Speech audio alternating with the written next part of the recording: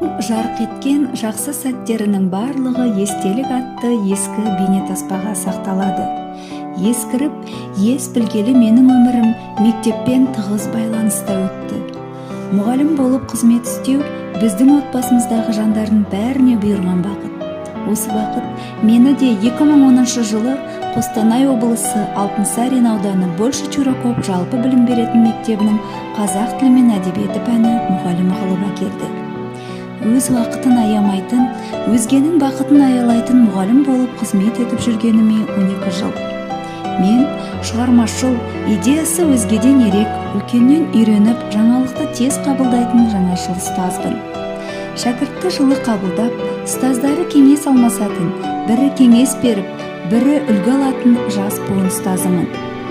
Бала жүрегі кішкентай ғана күй сандық десек, сол күй сандықтың кілтін тауып, шәкірт жүрегіне терең бойлайтын, шебер, ұшқыр ойлы, қабілетті, әдебиет атты тылсым әлемнен еркін сыр шерте алатын ұстаз болу мақсатым.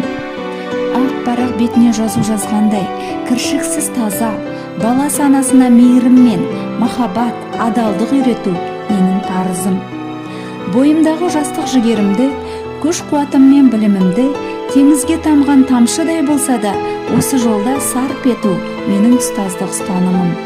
Ал менің кәсіби тұлғалық позициям: мектеп алтын болса, оның зергері, мектеп теңіз болса, оның гауһары, шәкірт жүзік болса, оның көзі, шәкірт ақын болса, оның сөзіне айналу.